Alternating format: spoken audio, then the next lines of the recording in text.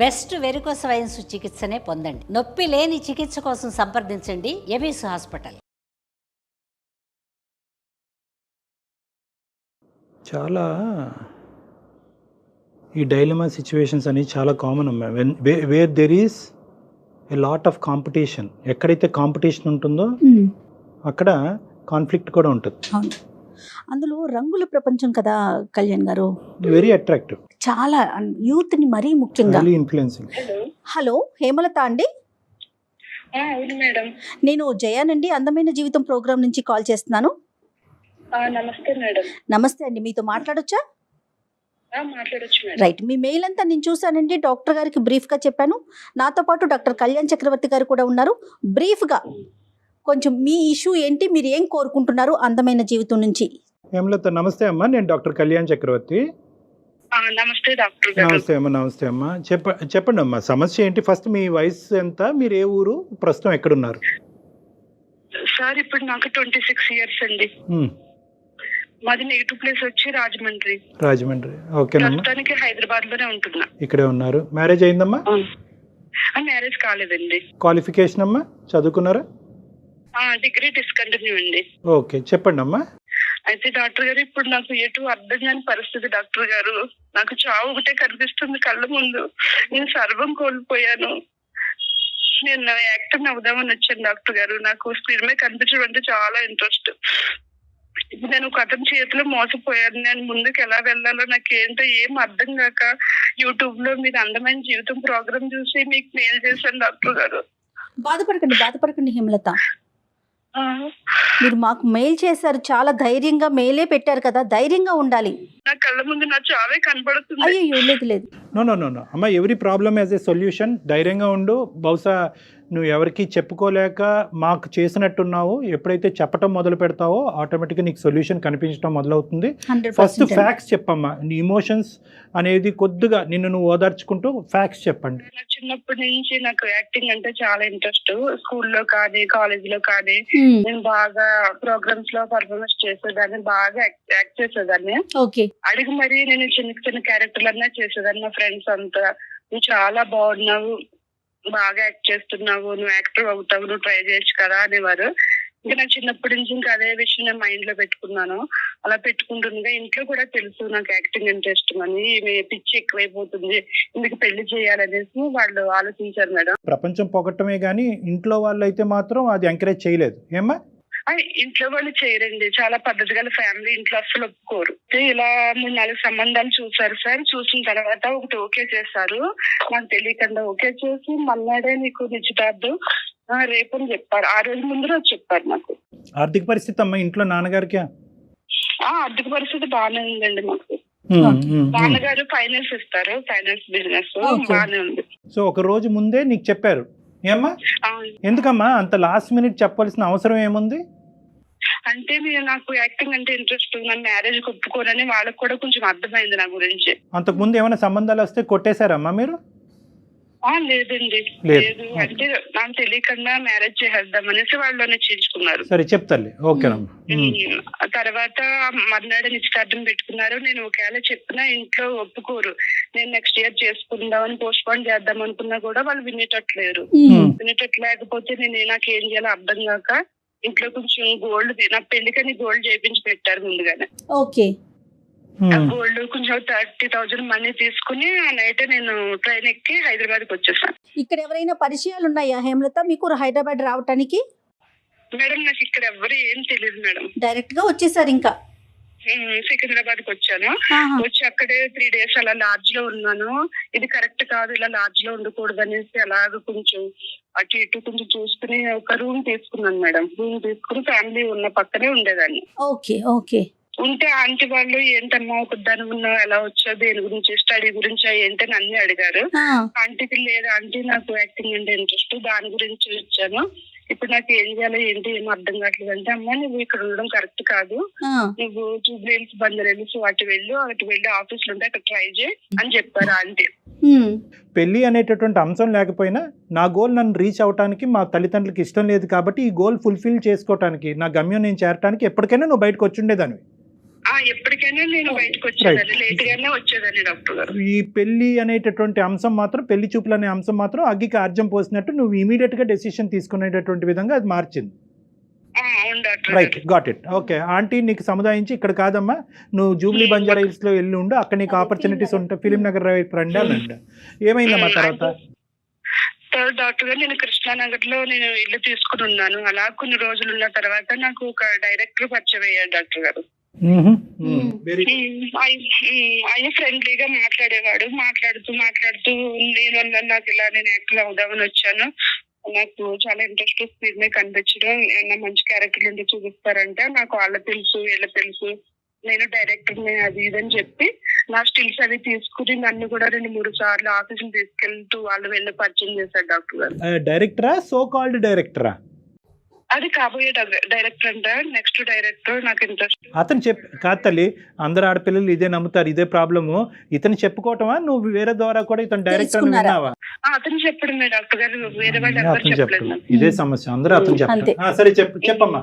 తర్వాత నా స్టిల్స్ అవి తీసుకుని ఆఫీసులకి వెళ్ళాం, ఇచ్చాం, బాగానే ఉంది, అందరితో మాట్లాడేవాడు అనుకున్న స్టూడియోలో. అయితే నాకు నమ్మకం కుదిరింది, అంటే ఇతను అయ్యి ఉండొచ్చు, వీళ్ళలా తెలుసు అందరితో మాట్లాడుతాడు కదా, నేను నమ్మొచ్చు అనేసి నమ్మిన తర్వాత కొన్ని రోజులు స్నేహంగా ఉన్న అతను ఒక రోజు మాట్లాడు, నువ్వు నాతో నేను నీకు ఏమైనా క్యారెక్టర్ ఇప్పించాలన్నా చేయాలన్నా, నేను ముందుకు తీసుకెళ్ళాలన్నా, నీ లైఫ్ లో నీ గోలు నీ నెరవేర్చాలన్నా నేను చెప్పినట్టు వినాలి, వింటేనే నువ్వు స్క్రీన్ మీద కనిపిస్తావని చెప్పాడు డైరెక్ట్ గా. చెప్పిన తర్వాత ఒక రోజు రూమ్ కి రమ్మని, నేను పిలిచినప్పుడల్లా రూమ్ కి రావాలి అని చెప్పాడు. అప్పుడు నాకు ఏం అర్థం కాలేదు. ఒక రోజు అంతా ఆలోచించి ఏంటి నాకు ఇక్కడ ఏం తెలియదు, నేను ముందుకు వెళ్ళాలంటే తప్పదు, ఇంకా నేను వెళ్ళాల్సింది అని నా మనసు చంపుకుని డాక్టర్ నేను రూమ్కి వెళ్ళాను.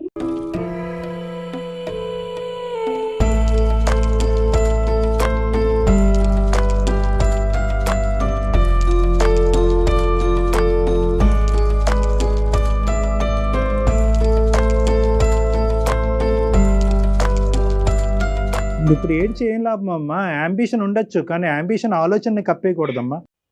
అంటే నేను ఎలాగైనా స్క్రీన్ మీద కనిపించాలనేది నేను ఆలోచించాను, కానీ నా కెరీర్ ఏమైపోతుందో నేను ఆలోచించుకోలేకపోయాను డాక్టర్ గారు. కెరీరే స్క్రీన్ అనుకున్నారు, స్క్రీన్ మీద కనిపించడమే మీ కెరీర్ అనుకున్నారు.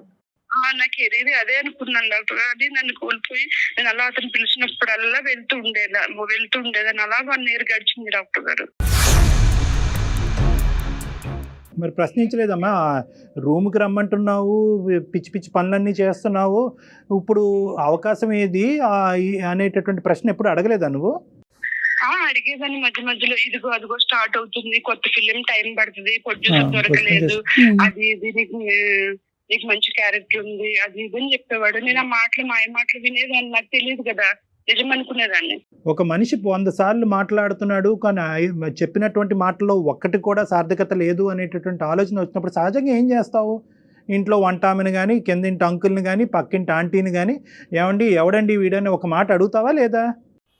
నేను ఎవరిని అలా అడగలేదండి, అదే నేను చేసిన తప్పు. ఏంటి 1 year పాటు గుడ్డిగా నమ్మేశాను. నాకు ఆఫీస్ నుంచి ఫోన్లు వచ్చాయి. డౌట్ రాలేదా హేమలత మీకు? చెప్పండి.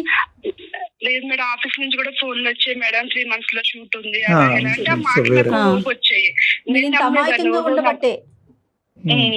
నాకు నమ్మకం కుదిరింది, వాళ్ళు ఫోన్ చేస్తుండే, అవును నిజమే క్యారెక్టర్లు ఉన్నాయేమో అది ఇదని నేను గుడ్డిగా నమ్మాను.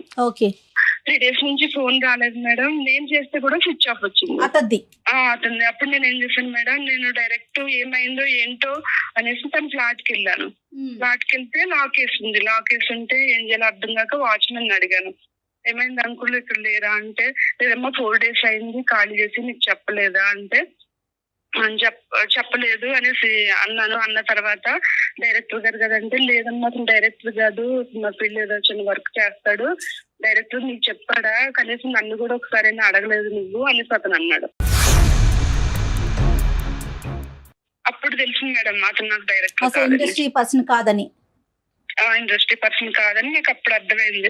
నాకు అర్థమైనప్పుడు నేను మొత్తం నన్ను నేను కోల్పోయాను మేడం, నా గోల్ అంతా నా గోల్ నాకు కనిపిస్తుంది మేడం, నన్ను నేను సర్వస్వం కోల్పోయాను, నా ఆశలన్నీ అడాసలు చేసి వెళ్ళిపోయాడు మేడం, ఫోన్ కూడా పని చేయట్లేదు.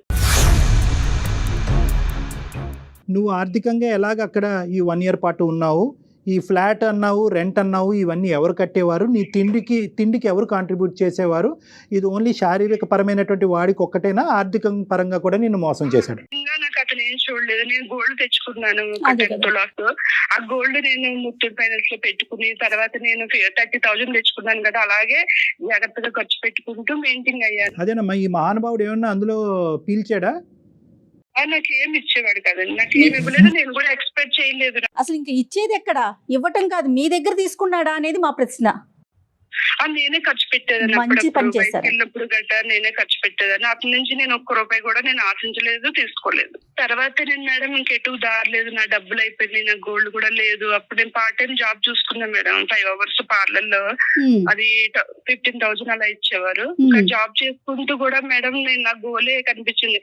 సర్లే మోసపోయి నేను ఇంకా ముందుకు వెళ్ళాలి, నా గోల్ నేను ఎందుకు వచ్చాను నేను అది చూసుకోవాలనేసి నేను పార్ట్ టైం జాబ్ చేసుకుంటూనే నేను ఆఫీసుల చుట్టూరు తిరుగుతూ నా స్టిల్స్ అవి ఇచ్చుకుంటా, ఫోన్ నెంబర్లు ఇచ్చుకుంటూ వెళ్ళేదాన్ని మేడం. అక్కడ కూడా వాళ్ళు నన్ను అదోలాగా చూడడం, నువ్వు నన్ను క్యారెక్టర్ ఇస్తే నువ్వు మాకేమి ఇస్తావు అది ఇదని హేళనగా మాట్లాడేవారు మేడం. ఓకే, ఇలాగే జరుగుతుంది. పేరెంట్స్ తో కాంటాక్ట్ ఏంటి నాన్న? ఏమయ్యారు పేరెంట్స్? ఏమయ్యారు పేరెంట్స్ తో నేను కాంటాక్ట్ కాలేదండి. కాకపోతే నా క్లాస్మేట్ అమ్మాయి ఉంది, నేను అప్పుడప్పుడు కాల్ చేస్తాను. ఆ మమ్మీ డాడీ గురించి చెప్తుంది కానీ నా గురించి వాళ్ళకి చెప్పదు నా ఫ్రెండ్. వాళ్ళ వైపు నుంచి కాల్ రావటం కానీ వాళ్ళు ఏమన్నా మీతో మాట్లాడే ప్రయత్నం కానీ ఎప్పుడు జరగలేదా ఈ 1 year లో? లేదు మేడం, నేను వచ్చేటప్పుడే నేను సిమ్ తీసేసాను, వేరే కొత్త సిమ్ మీ కాంటాక్ట్ వాళ్ళ దగ్గర లేదు? లేదు, నా ఫ్రెండ్ కాంటాక్ట్ ఉంది, తనకి అప్పుడప్పుడు నేనే చేసి మాట్లాడేదాన్ని. మీ ఫ్రెండ్ అడిగేవారట అమ్మ వాళ్ళు, ఇది ఎక్కడుంది ఏంటి నీకేమన్నా తెలుసా అని అమ్మాయిని ఏమైనా ఎంక్వైరీ చేసేవారట? లేదండి, నన్ను అంటే అసైన్ చేసుకుంటున్నారంట. ఇంట్లోంచి వెళ్ళిపోయింది, మా మంచి ఫ్యామిలీ, ఇప్పుడు మేము తలెత్తుకు తిరగలేకపోతున్నాం, మాకు అది ఉన్నా సచిన ఒకటే అని నా ఫోటోకి దండేశారంట మేడం. నాకు పిండం కూడా పెట్టేశారంట మేడం. నాకు వెళ్ళడానికి కూడా లేదు మేడం. ఇప్పుడు నేను ఇక్కడ ఎలా బ్రతకాలి? నేను ఊరు వెళ్తే అమ్మ నాన్న నన్ను యాక్సెప్ట్ చేయదు, ఊరు వెళ్ళడానికి లేదు, నేను ఇక్కడ ఎలా ముందుకు వెళ్ళాలి? నేను ఈ చిన్న జాబ్ చేసుకుంటూ బ్రతకాల, నా గోలు, నా ఆశ, నేను ఎందుకు వచ్చాను ఇప్పుడు నాకు కొంచెం మార్పుగా ఉంది మేడం.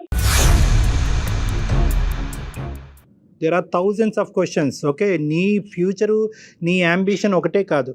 ఈరోజు నువ్వు ఒక మనిషి చేతిలో మోసపోయావు. ఇప్పుడు వెనుదిరిగితే కనుక ఇంటి తలుపులు తెరుచుకుంటాయా లేదా, మీ తల్లిదండ్రులు నిన్ను ఆహ్వానిస్తారా లేదా అనేటటువంటి పెద్ద ప్రశ్న.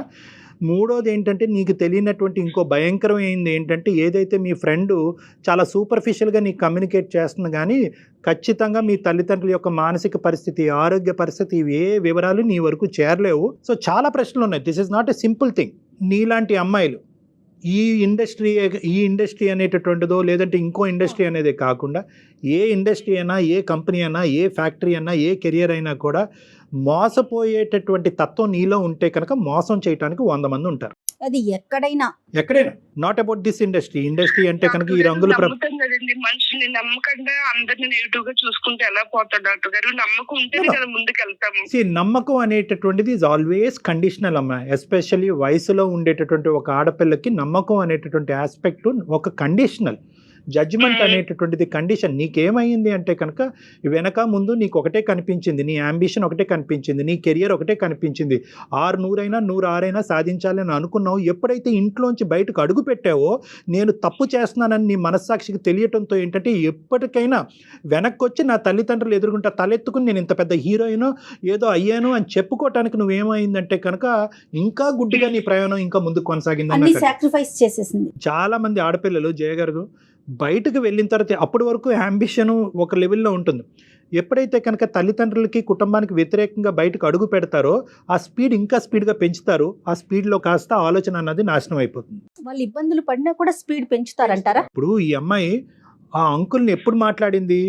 కరెక్ట్ కాదు అని ఒక్క మనిషి చెప్పాడు తన జీవితంలో. అంతే. 10 మంది చెప్పినా కూడా నమ్మకుండా కదా. ఒక్క మనిషి ఎప్పుడు చెప్పాడంటే కనుక ఫోన్ కాల్ ఎత్తకపోయేటప్పటికి చెప్పాడు. అతను అడిగింది అంటే అప్పటి వరకు వేరే వ్యక్తిని ఈ వ్యక్తి గురించి తెలుసుకోవాలని ఎందుకు అనుకోలేదంటే అతను మాటకారి అయి ఉండొచ్చు, మోసగాడు అయి ఉండొచ్చు, ఇదంతా వేరే విషయం. కానీ బహుశా ఈ మనిషి గురించి నేను ఎంక్వైరీ చేసినట్టుగా ఈ మనిషికి తెలిస్తే కనుక రేపొద్దున వచ్చిన అవకాశం పోతుందేమో, ఆ సపోర్ట్ కూడా ఉండదేమో. సపోర్ట్. సో ఇప్పుడున్న పరిస్థితిలో హేమ ఇప్పుడు 2 things. ఒకటి, ఎందుకు ఇలా జరిగింది అనేటటువంటి అంశం గురించి మనం డిస్కస్ చేసుకోవటం. రెండు, నీ మనసులో ఇప్పటికీ కూడా ఏంటి నీ అంబిషన్, నీ గోల్.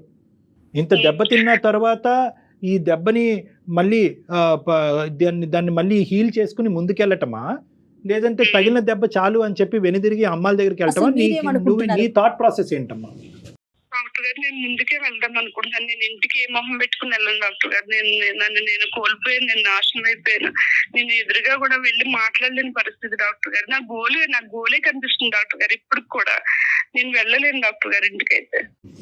గోల్ నీ గోల్ ని తొక్కేసేయి. నువ్వు ఈ ఇండస్ట్రీలో కాదు, ఏ ఇండస్ట్రీలో ఉన్నా కూడా నీ అంబిషన్ నీ ప్యాషన్ తప్పు అనేటటువంటి అధికారం ఎవరికీ లేదు.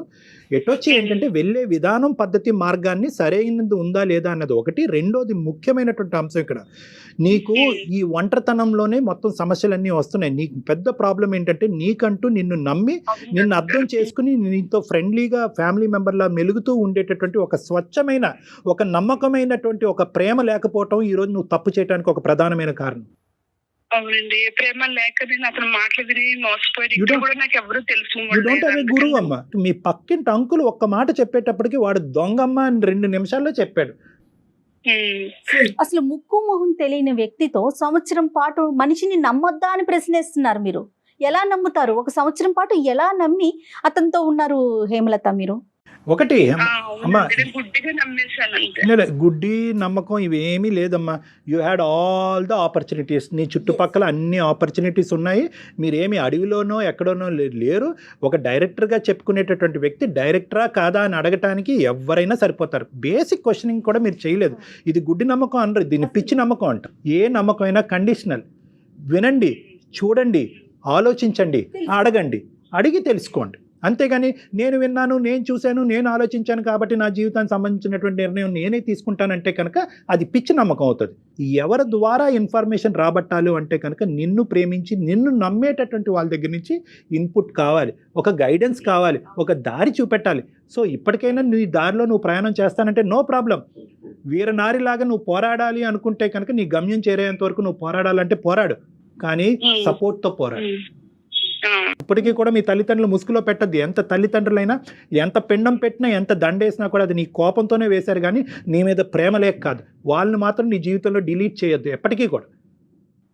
వాళ్ళ సపోర్ట్ తీసుకో. అమ్మ నాన్న నా చేతి తప్పు జరిగింది, నేను తెలుసో తెలియకో ఒక డిప్రెషన్లోనో, ఒక పిచ్చితనంలోనో, ఒక మాటల్లో మాయలోనో గారెడ్లోనో పడి నేను మోసపోయాను, నా తప్పు నేను తెలుసుకున్నాను, నాకు కనువిప్పు కలిగింది. కానీ ఈరోజు మళ్ళీ మీ చేరినంత మాత్రాన నా అంబిషన్ నేను వదలాలని అనుకోవట్లేదు. ఏదో పని చేసుకుంటా ఉంటాను, నా బ్రతుకు తెరుగు గురించి నేను పని చేసుకుంటాను, అవకాశం ఉంటే డిగ్రీ కంప్లీట్ చేస్తాను, ఇవన్నీ చేసుకుంటాను. But I will keep trying my opportunities. నాకు మీ సపోర్ట్ కావాలి, మీ ప్రేమ కావాలి, మీ ఆలోచన కావాలి అని చెప్పమ్మా. ఎలాంటి తల్లిదండ్రులైనా కరగటానికి గ్యారంటీ. కొంత నగలు తీసుకుంది, ఒక 30,000 తీసుకొని సిటీకి వచ్చేసింది, ఇండస్ట్రీలోకి రావాలనుకుంటుంది. దానికంటూ కొన్ని క్వాలిఫికేషన్స్ ఉండాలి కదా, కొన్ని అర్హతలు ఉండాలి కదా. అవి తన దగ్గర ఏమున్నాయో అవన్నీ చూడకుండా బ్లైండ్గా ఎవరిని పడితే వాళ్ళని నమ్మేసి నేను మోసపోయానని చెప్పి వెనక్కి వెళ్ళి ఆలోచించుకొని నాకు ఇండస్ట్రీ మీదే ఇష్టం ఉంది, నేను ఇండస్ట్రీలోనే బతుకుతానంటే ఎలా సాధ్యమవుతుందండి? మనలో ఉన్న ఏంటి, ఆ క్వాలిటీ ఏంటి అనేది ఆలోచించుకోవాలి కదా హేమలత. ఇప్పుడు మీ చుట్టూ చదువుకునేటప్పుడు ఉన్న నలుగురు జేజేలు కొట్టచ్చు, మీరు ఆ మహాద్భుతం, అబ్బా మీరు సూపర్ అని చెప్పొచ్చు. కానీ మన ఊరు, మన ఇల్లు వేరు, ఒక ఇండస్ట్రీ వేరు కదా. నీకు ఇండివిజువల్ గా ఒక అసెస్మెంట్ ఉందా? పాయింట్ నెంబర్ 1, నీ టాలెంట్ ఏంటి, నీ స్కిల్ ఏంటి అనే అసెస్మెంట్ ఉందా? నెంబర్ 1. నెంబర్ 2, ఇక్కడ రిస్క్ అసెస్మెంట్ చేశారు. ప్రతి అమ్మాయికి ప్రతి అబ్బాయికి ఇదే చెప్తాను. ప్రొఫెషన్ అనేటటువంటి దాంట్లోకి ఎందులో ఉన్న దిగాలి అని అనుకుంటే, మీ తల్లిదండ్రులకు కానీ ఎవరికైనా నచ్చినటువంటిది ఉంటే కనుక, మీరు అనుకున్నదే గెలవాలి అనే ఆలోచన మీకు ఉంటే కనుక ఫస్ట్ మీరు చేయవలసింది రిస్క్ అసెస్మెంట్ చేసుకోండి.